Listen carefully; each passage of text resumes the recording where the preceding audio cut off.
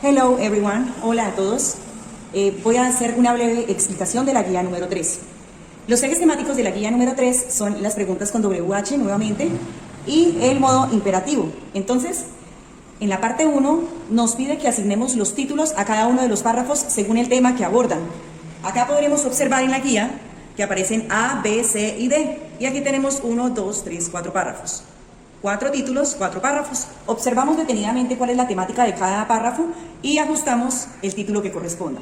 Se escribe ahí mismo en la guía. Si la desarrollan de forma digital, pueden recortar o pegar o escribir sobre la imagen, ya que estos son imágenes, no son textos en Word. En la parte 2 van a responder las preguntas de comprensión y van a señalar en el texto de dónde sacaron dicha información. La primera pregunta es un why. Nuevamente estamos recordando las preguntas con WH. Why se utiliza para preguntar una razón. Acá en el tablero está acá. Preguntan por la razón o la causa. Entonces, why is it important to make a good first impression? ¿Por qué es importante dar una buena primera impresión? O por qué, pues básicamente el por qué o qué causa el dar una primera buena impresión. Respondemos siempre because. Como es interpretativo, no respondan con los conocimientos que ustedes tienen, sino con lo que les dice el texto. El texto les va a dar unas pautas de por qué es importante dar una buena primera impresión. Tenemos una pregunta con what. What should you do when you meet an interviewer? What es qué. ¿Qué nos pregunta por una cosa, un objeto o una situación? Entonces dice qué debería hacer cuando conoce uno a un entrevistador. También el texto nos da esas pautas de qué debemos hacer cuando conocemos a un entrevistador. La siguiente, why is it a good idea to think of the questions you can ask? Why, nuevamente, ¿por qué? La razón o la causa por la cual es una buena idea pensar en las preguntas que te van a hacer o que te van a formular. ¿Por qué creen que es importante? Pues el texto también da unas pautas de por qué es importante pensarse o prepararse para dichas preguntas. Y el how nos pregunta por una manera o una forma, que es la última pregunta. How can you avoid being late for the interview? ¿Cómo puedes evitar llegar tarde a la entrevista? Tú puedes tener muchas ideas, pero lo que te están pidiendo es, oye, ve al texto, interpreta y mira aquí qué te recomiendan para no llegar tarde. Que en sí es algo obvio, pero debemos hacerlo a la luz del texto siempre. Siempre las preguntas de comprensión se responden a la luz del texto que nos pongan enfrente. Estemos de acuerdo o no con lo que plantea el texto. Ahora en la parte 3 vamos a completar las frases con los verbos que aparecen en la lectura y vamos a traducir cada uno. Aquí nos vamos a dar cuenta de la estructura particular que tienen los imperativos. ¿Qué debemos hacer? Sencillo, nos vamos al texto, buscamos donde dice something smart y buscamos el verbo. Buscamos donde dice your phone y qué verbo está antes de eso, porque todo está siguiendo una misma estructura. Esa parte no se la soplo porque es que es muy fácil. Es irse al texto, es puro ojito. Escaneo, encuentro, subrayo y escribo lo que encontré. Así, es muy, muy fácil. En la parte 4 vamos a diferenciar las afirmativas de las negativas en modo imperativo. Las que aparezcan en el texto, hay más afirmativas que negativas, con eso les digo todo, pero ustedes van a ir y van a completar la tabla con las oraciones. Ahora bien, la parte 5 es una parte en donde ya va a haber una apropiación de los conocimientos. Resulta que este texto es acerca de una entrevista para ser admitido a una universidad. No sé cuáles sean sus proyecciones, si algunos quieran ir a la universidad o no, ojalá la mayoría de ustedes así lo quieran, pero otros también pueden tener ya una empresa familiar, no sé, o algunos quieren empezar la suya, otros quieren conseguir un buen trabajo y sienten que con los conocimientos que tienen lo pueden hacer, pero es importante que se preparen para la vida. Suponiendo que no es el caso de que ya van a ser los dueños de la mega empresa, de sus papás o que ya tengan el futuro asegurado, yo les recomiendo unas pautas que vamos a practicarlas en inglés, pero obviamente ustedes primero se las van a pensar en español. Esta parte 5 dice que imaginen que están en una entrevista de trabajo y que le hacen las siguientes preguntas y ustedes van a tratar de responderlas en inglés. Entonces pueden utilizar un traductor o un diccionario, pero traten de responderlas las suyas, las auténticas, lo que ustedes dirían en una entrevista de trabajo real. Son 5 preguntas claves. La primera, what are your salary expectations? Entonces, ¿cuáles son las expectativas de salario? Sean muy realistas. Ahí les recomiendo, por ejemplo, que si usted el día de mañana sueña que va a ser abogado, ¿cuánto gana un abogado en Colombia? ¿Cuánto gana un ingeniero? ¿Cuánto gana un veterinario? ¿Cuánto gana un estilista? Todo eso averígüense, para que sepan más o menos cuáles podrían ser sus expectativas salariales. ¿Por qué? Porque si alguien pues tiene una expectativa muy alta y el empleador no lo puede pagar, pues difícilmente lo van a contratar. Y por otro lado, una espada de doble filo, decir que tenemos unas expectativas muy bajas y de pronto nuestro empleador quería pagarnos más, pero si nosotros le salimos más baratos, él no va a decir, ay no, venga que yo lo voy a pagar más. No, entonces hay que aterrizar un poco y para saber cuáles son nuestras expectativas salariales debemos saber cómo está el mercado laboral. Y lo que quiero es que ustedes piensen en lo que ustedes quieren ser en un futuro y miren ¿Cuál es el salario? O sea, ¿qué le pagan a un profesional de esa área recién egresado, por ejemplo? Punto importante el siguiente. What are your weaknesses?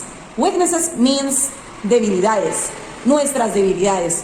Qué curioso que nos pregunten por eso, pero es algo que en todas las entrevistas de trabajo a mí me lo han preguntado, como cuáles son sus debilidades, y la siguiente pregunta, cuáles son sus fortalezas. Estas dos preguntas son fundamentales y tenemos que saber vender nuestras debilidades, pues ser sinceros, pero de pronto no tanto, sin embargo pensarnos, y lo más importante, no quedarnos pensando ahí o no decir, no, es que yo no tengo debilidades, porque ay, si digo mis debilidades siempre no me van a contratar. No, por ejemplo, sus debilidades de pronto podrían ser que a veces es muy sensible al comportamiento o el ambiente laboral, que usted es muy sociable, pero que entonces a veces si alguien no le invita a algo o usted se siente excluido, pues que usted se siente un poquito mal y cree que eso le afecta un poco, pero igual usted es muy sociable e intenta solucionarlo y todo eso, pero debe admitir que es muy tocadito en las cosas sociales. Por ejemplo, otra debilidad que, por ejemplo, es muy psicorrígido, que me molesta si pido un favor y no lo hacen bien, porque quiero que quede todo bien hecho. Entonces, esa es una debilidad mía, que hagan las cosas mal los compañeros de trabajo. Entonces, pero siempre intentar como no, pero siempre busco una solución. Digan la debilidad, pero digan cómo solucionarla o cómo la enfrentan o cómo la sobrellevan en el trabajo. Y las fortalezas, pues ahí sí, véndase. Su lado bonito, ¿no? Yo soy una persona organizada, me gustan las cosas bien hechas, soy muy bueno para esto, para lo otro, me relaciono bien. Bueno, ahí cada uno tiene que identificar sus fortalezas y darlas a conocer, porque uno, pues, tiene que saber ofrecer el producto. En ese momento uno se convierte en un producto que quiere que otro adquiera para su empresa, para su negocio o para su finca, para lo que sea. Pero debemos saber cuáles son nuestras fortalezas y nuestras debilidades y cómo darlas a conocer a alguien que nos vaya a contratar el día de mañana. Otra pregunta, estas son what, preguntan por cosas, situaciones, y esta why should we hire you? ¿Por qué deberíamos contratarlo o reclutarlo? Entonces ahí, ¿por qué deberíamos contratarlo? Usted tiene que saber muy bien a qué puesto está aspirando, quién lo está contratando, allá imaginariamente, imagínense el trabajo de sus sueños, y qué podría usted aportarle a dicho trabajo. Entonces cuando alguien le pregunta a usted, bueno, ¿y por qué cree que debemos contratarlo nosotros? Entonces usted dice, bueno, porque yo sé de su empresa, que tal cosa, yo tengo lo que ustedes necesitan. Pero ¿qué es lo que necesitan? Suéñense ustedes el día de mañana que vayan a conseguir un buen trabajo, ¿qué pueden ofrecer ustedes al empleador que los vaya a contratar? Y por último, what is your dream job? Cuando nos preguntan cuál es nuestro trabajo soñado, bien podrían ustedes decir, al que estoy aplicando, yo siempre he querido trabajar en esto, por ejemplo, y empezar a argumentar por qué ese es su trabajo soñado. Decir brevemente qué es. O podría usted decir, yo la verdad quisiera llegar a ser, y mencionar un rango más alto dentro de una empresa, sin embargo, me gustaría empezar desde acá, desde abajo, e ir escalando hasta llegar a mi trabajo soñado. Sí tengo anhelos de ascender dentro de la empresa, no quedarme todo el tiempo ahí abajo, pero sé que empezar desde abajo es el primer paso o el inicio de una carrera en donde yo voy a ir escalando. Entonces, ustedes tienen que saber muy bien cuál es su trabajo soñado, o al menos imaginárselo por un momento, que considero que es importante en cuanto a la preparación para las entrevistas. Ahora, la parte de los imperativos es muy sencilla, esto es es absurdamente fácil. Los imperativos se utilizan para dar una orden.